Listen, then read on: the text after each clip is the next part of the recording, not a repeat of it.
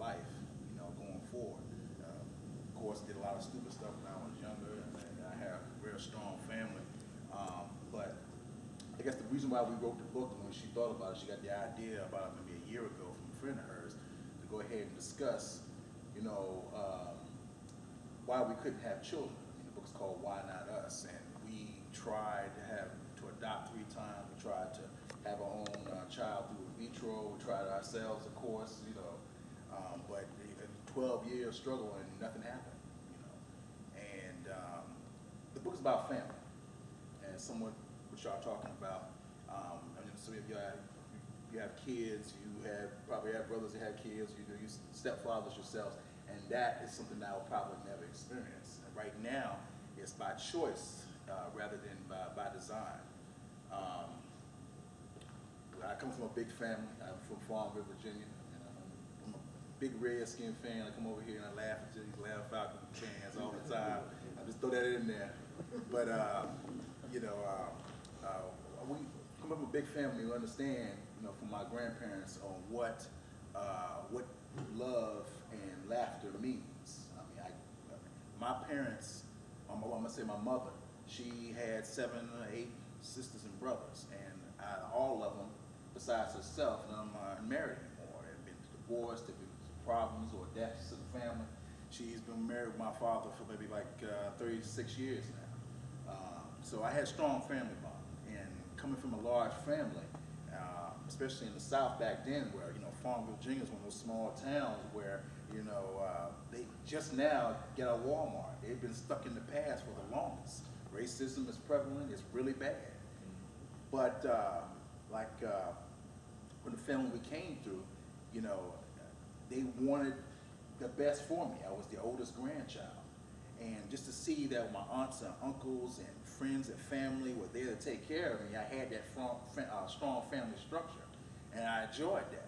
And I grew up with that. Of course, I did stupid stuff when I was younger, but my father, as we were growing up, because he was a military man, he gave us just enough room, me and my brothers, enough room to fail, to understand what we did wrong and how to learn from that. I mean, we did everything from going to fighting. We got charged with arson, theft. We did a lot of stupid stuff when we were younger, but we never went into jail. We did some juvie time a little bit, but I learned from that. And when we came back to the States, because we used to live in Germany, that's what saved us. A lot of things that we experienced as kids, I used to say that I'm the last generation to have fun.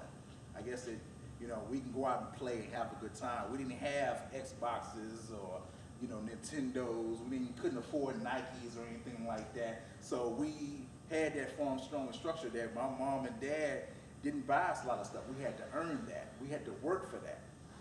And as growing up and understand what they were trying to teach me, I wanted that for myself. But bring it to a roadblock when we decided we have children, that we couldn't have any for ourselves. 12 years, we've been through over $100,000 trying to go through in vitro. We would try 3 times to go through adoption. And it's hard as hell to try to get a child in the state of Georgia or anywhere else. My wife wrote the majority of the book because, of course, her pain and the emotional stress that she was going through was taking a toll over for a long period of time. I mean, getting stuck with needles, losing money, going through jobs, and the stuff that we were going through was hurting us. It was killing us. But we want that child. We want to inspire that child, our values, our morals, and that child, whether girl or boy, as long as it's healthy, that we will take that legacy out to the world. But out of all my family members, I'm the only person that doesn't have any kids. My brothers have children. They're both cops now, and they're able to go ahead and raise my nieces and nephews to do good things, to play basketball, to go to school and stuff like that. But I would never know that joy.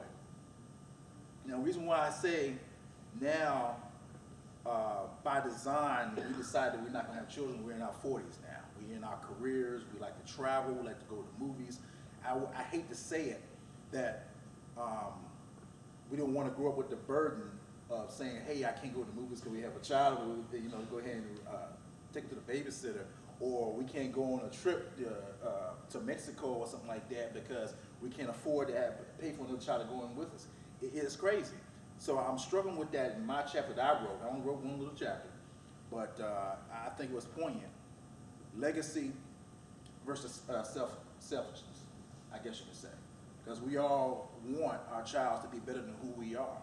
Kings have done that for years. They want to be able to inspire their children and live out their legacy and take their name going forward into the world. I will never see that. And that's the pain I get right now. Because not but a month ago, we had started 3 years ago, we weren't going to have it. We're not going to try.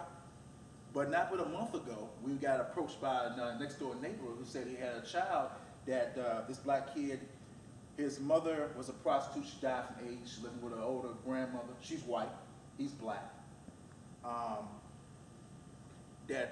She's getting older and she's about to die from cancer. And he asked us, would we like to take the child? And we were thinking to ourselves, do we really want to go through that pain again and try and adopt the child? Because we almost got to a fight in the hospital one time by trying to get a child. Over some racist parents, they were told their daughter to get rid of the kid right now, otherwise you can't stay in the home. But she would not give up the baby. And my wife was literally going to steal that baby and start punching people out for the kid. I didn't want her to take the child like that. We have to go through legal trouble, probably get out of jail, who knows? But to watch her go through that pain again is stifling.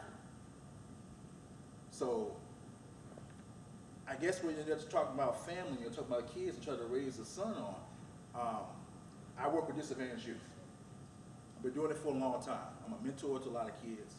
I'm an account manager, and I try to give jobs for Adecco, and I come across all shapes and sizes. And I try to talk to them, give them some lessons to understand. But one thing I always told them, as I learned as a child, is you gotta know how to lose. If you don't know how to lose, you'll never make it in this world. It's not about you. The world is against you. It's designed to watch you die. And if you're not smart enough to get past that, you'll never learn anything. So I listen to what my man was saying right here, I understand completely. Generation may be getting smarter and not, but they just don't have that structure around them. They don't understand that you can fall, you can get back up. You don't have to keep swinging.